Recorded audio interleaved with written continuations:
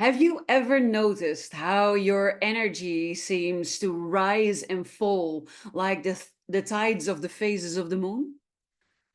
As a highly sensitive person or an empath, are these lunar shifts affecting you more than you'd think or more than you'd like? And what if I told you that working with the energy of the moon could be the key to emotional balance, but also clarity and spiritual growth? If these topics interest you, then stay tuned because this video is for you. Hi everybody, welcome back to HSP channel.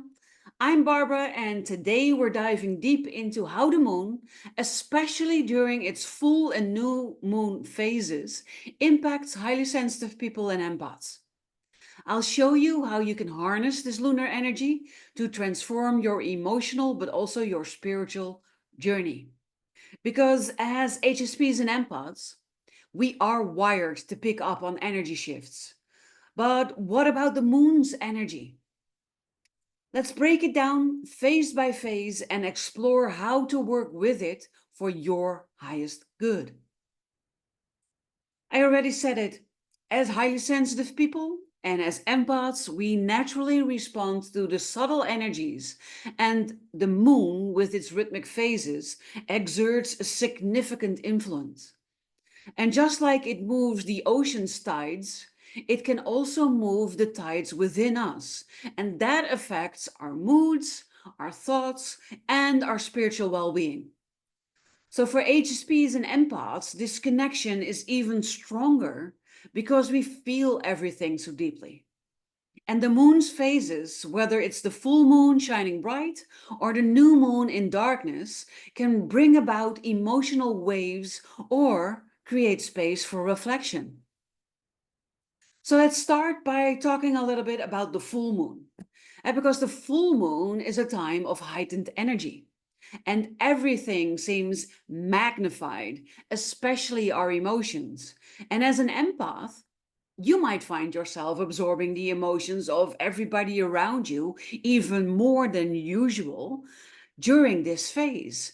And you can see how that can quickly lead to emotional overload, but also sleepless nights, and sometimes also great creative surges. But here's the good news. The full moon is really a time for releasing, for letting go of everything that no longer suits you, that no longer needs to be carried around with you. And you can use this energy to let go of old habits, of beliefs that are no longer working for you, or even emotional baggage that no longer serves you. And there are simple rituals like writing down what you want to release and then burning it. These can be incredibly powerful when you do them under the full moon. So to help you with that, if this interests you, I've written a free ebook. You can download it here. I'll make sure that the link comes here to help you harness this power. But you can also work differently with this intense full moon energy instead of just being overwhelmed by it. You don't need to be overwhelmed by it. So that starts with being grounded.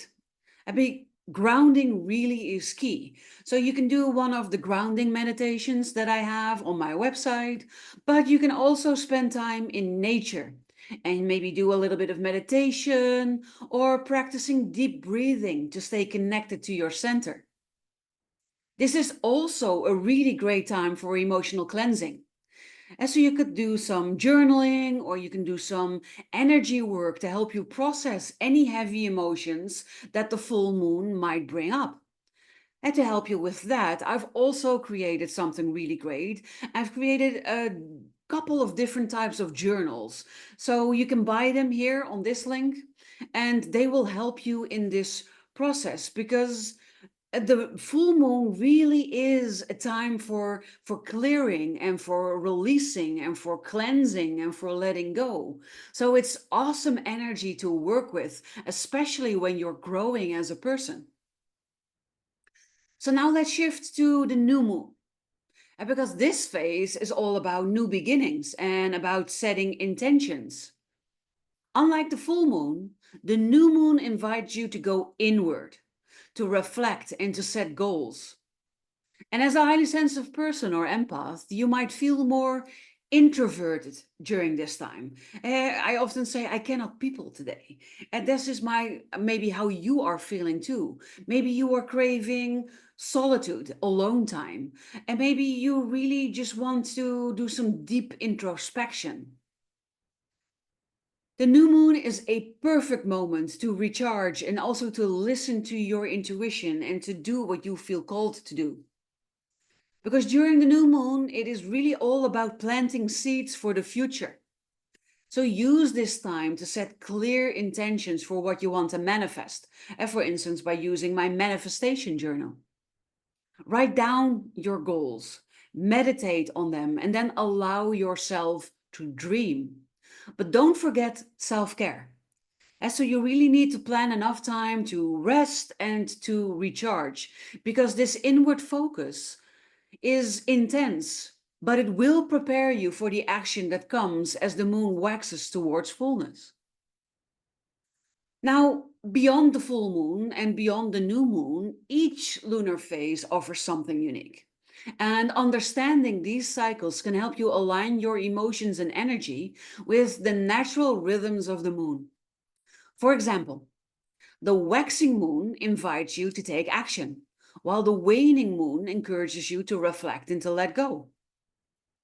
You can also use crystals like moonstone or selenite during moon rituals. Or maybe try meditating under the moonlight to heighten your intuitive connection. You can also keep a journal, like my meditation journal or my manifestation journal or one of the others that I mentioned, to track how you are feeling and to track your energy throughout the moon cycle. Because this really is a great way to understand how these phases are impacting you personally. By working with the moon's phases, you are not just connecting with an external force. You are connecting with the natural rhythms of your own soul. You're aligning with them. So, whether it's the intensity of the full moon or maybe the quiet reflection of the new moon, learning to harness that energy and use it to fuel your personal growth will make a huge difference in your life. So, if you are ready to dive deeper into working with lunar energy, then I invite you to join my solutions community where we explore themes like this together.